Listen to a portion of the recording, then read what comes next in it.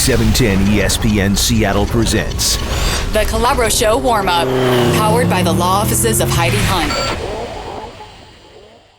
Welcome to the warm-up along with the go-to guy, Kevin Calabro. We were just breaking down some of the highlights. Buffalo, Dallas on top 21-0, and the wide receiver for Buffalo, a kid by the name of Nelson, catches a touchdown pass. He also happens to have a girlfriend that's a Dallas Cowboys cheerleader.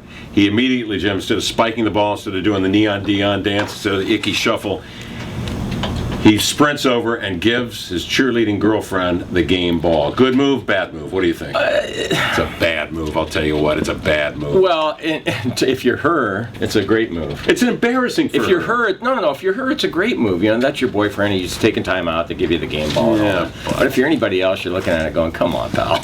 Yeah. He had to run a long ways, too. You see that? He had to run 100 yards. That was kind of bush. We'll come back. We'll talk about Jim's night on the Palouse next year on 710 ESPN Seattle.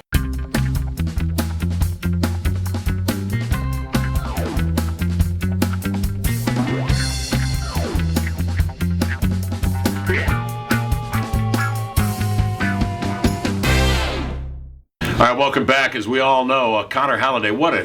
Is it Halliday or Holiday? Halliday, Are we going to start calling him Doc? Doc. Shoot out at the OK Corral. I was calling him God Saturday. It was where has he been? Where has this kid been? Thank you, God. Huh? Thank you, God. Where did this Connor performance Halliday. come from? Oh my God, I have no idea. I didn't even know he was going to play. Apparently, it was prearranged that he was going to play. He was going to go in for the third series. But we were sitting there the whole time.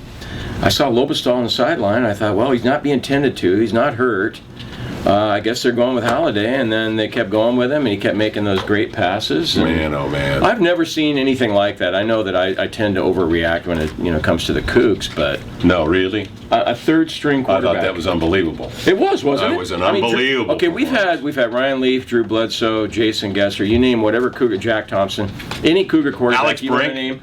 Those guys, Alex Brink even, in their first game, they weren't throwing for 494 yards. They were maybe throwing for 200 or 250, but it came from out of nowhere. And in a win, and getting it done in winning time in the last 5 minutes of the game.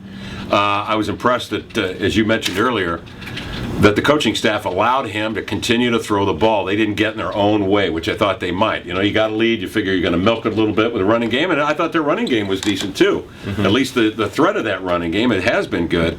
But Marquise Wilson made some unbelievable grabs. The one I thought was sensational was the one that he makes at the 1 yard line between two defenders, snatches out of the air, lands on the middle of his back, and still maintains control. He's one of the top receivers in the country right now. Well, he is, and that was one of those plays too where I thought the Cougars were going to hand the ball off, try and gain a little more ground so that Fernie could come out for a field goal, force Arizona State to take a timeout, force Arizona State to probably have to erase a 6-point lead rather than tie it and send it to overtime with a field goal, and then to see him pass, and then for Wilson to make that catch, and then put the game out of reach. Yeah, the coolest thing, I'm just going to go on and on about the Cougs. The coolest thing, after we scored, we're up 37-27, then they fumble the kickoff.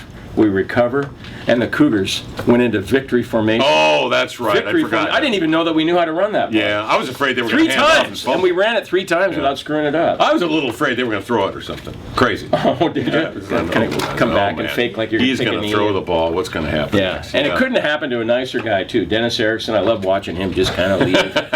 Bye, Dennis. See you later, Dennis. No more job for you, Dennis. Yeah, I'm still bitter about Dennis leaving Idaho. There could be a few openings in the Pac-12. We'll talk about that today beginning at 3 on 710 ESPN Seattle. And one of them may not be in the Palouse.